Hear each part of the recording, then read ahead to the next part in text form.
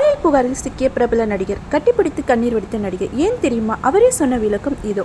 மலையாள சினிமாவில் பிரபல நடிகராக இருக்கும் சித்திக் மீது துணை நடிகரான ரேவதி சம்பத் என்பவர் பாலியல் புகார் கொடுத்தார். இவர் மலையாள நடிகர் சங்கத்தின் பொதுச் செயலாளராக இருந்த நிலையில் பாலியல் புகார் குறித்து வழக்கு பதிவு செய்யப்பட்டதால் தன் பதவியை ராஜினாமா செய்தார். அப்போது அவருக்கு பிரிவு உபசர விழா நடைபெற்றதாக கூறப்படுகிறது. அந்த விழாவின் போது நடிகை பீனா கலந்து கொண்டதாகவும் சித்திக்கை அவர் கட்டிப்பிடித்து ஆறுதல் சொன்னதாகவும் ஒரு வீடியோ பரவியது. இந்த வீடியோ வைரலாக நிலையில் பாலியல் புகாரில் சிக்கிய ஒருவரை கட்டிப்பிடித்து ஆறுதல் சொல்வதா என பீனாவுக்கு கண்டனங்கள் குவிந்தன. இந்த நிலையில் நடிகை பீனா தற்போது ஒரு வீடியோ குறித்து சர்ச்சைக்கு விளக்கம் அளித்துள்ளார். அதில் நடிகர் சித்திக்கின் மகனை எனக்கு சிறு வயதிலிருந்து தெரியும். அவர் திடீரென இறந்து போனதால் அந்த சமயத்தில் என்னால் நேரில் சென்று ஆறுதல் தெரிவிக்க முடியவில்லை. அந்த சமயத்தில் எனக்கு உடல் நலம் சரியில்லாததால் இறுதி சடங்கில் கலந்து கொள்ளவில்லை.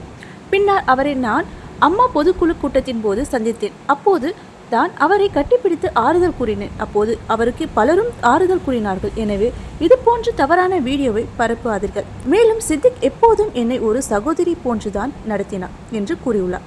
அதோடு எந்த ஒரு விஷயத்தையும் தீர விசாரித்த பிறகுதான் முடிவு செய்ய வேண்டும் என்றும் கூறினார்.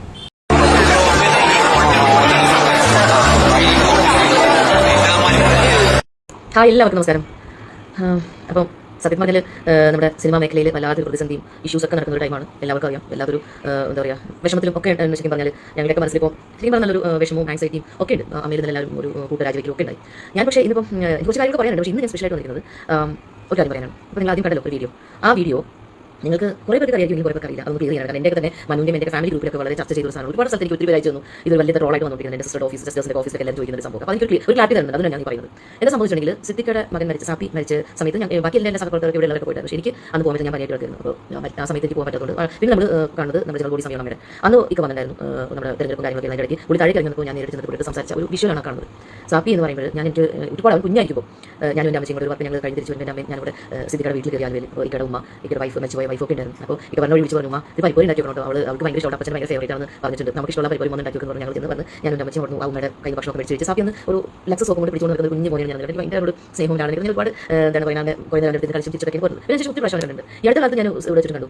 ഞാൻ പെട്ടെന്ന് ഞാൻ മനുവിനെ വണ്ടി ഞാൻ അവിടെ അവരുടെ കൈ പിടിച്ച് കൊണ്ടുപോയി ഞാൻ തട്ടിട്ട് ഞാൻ വിളിച്ച് സാപ്പി മോനെ വിളിച്ചപ്പോഴേക്കും അവൻ പറഞ്ഞിട്ട് ബിനാറ്റി നിർത്തിയിട്ട് അവിടെ ഇങ്ങനെ കാണിച്ചു. ഞാൻ പറഞ്ഞു മോനെ എനിക്ക് പറഞ്ഞു ഓക്കെ എന്ന് പറഞ്ഞിട്ട് ഞാൻ പോയി. അതാണ് ഞാൻ അവരെ ലാസ്റ്റ് കാണുന്നത്. അതിനുശേഷം അവൻ മരിച്ചു എന്ന് പറഞ്ഞു. എനിക്ക് ഭയങ്കര സങ്കടം തോന്നി. കാരണം നമുക്ക് മരണം എന്ന് പറയുന്നത് ഓരോരുത്തർ അവർ ജീവിതത്തിലേക്ക് വരുമ്പോൾ നമുക്ക് അറിയാൻ പറ്റും. മറ്റുള്ളവർക്ക് പുറത്ത് നമുക്ക് ഭയങ്കര തമാശയാക്കാം, നല്ലതും ചെയ്യാം. മനസ്സിലായില്ലേ? എൻ്റെ അപ്പച്ചൻ വെച്ചപ്പോഴും എൻ്റെ സ്മൂത്ത് സിസ്റ്റർ മകൻ വെച്ചപ്പോഴൊക്കെ എന്നെ വെച്ച് സമാധാനിച്ചിട്ടുണ്ട്. അതൊക്കെ നമ്മൾ എന്താ പറയുക, നമ്മളോടുള്ള ഒരു എന്താ പറയുക സഹോദരി എന്ന നിലയിൽ കുടുംബത്തിൽ രംഗം നിലയിൽ എന്നെ കാണുകൊണ്ടാണ്. അല്ലാതെ എല്ലാവർക്കും ഇക്കയുടെ പേരിൽ ഒരു ഇത് വന്നു ഞാൻ സമ്മതിക്കുന്നു. അത് എന്താണ് പേര് സമ്മതം ഒരു പെൺകുട്ടി അല്ല ഒരു സ്ത്രീ വന്ന് ഇങ്ങനെയൊക്കെ പറഞ്ഞു. അപ്പോൾ അവർക്ക് അങ്ങനെ സംഭവിച്ചിട്ടുണ്ടെങ്കിൽ തീർച്ചയായിട്ടും അത് എന്താണ് നിയമത്തിൻ്റെ മുന്നിൽ വരട്ടെ. അതേ അത് ചെയ്താൽ ചെയ്താൽ അതിനുള്ള ശിക്ഷ കിട്ടട്ടെ. ഞാൻ ഒരിക്കലും അതിലേക്ക് ഒന്നും പോകുന്നില്ല.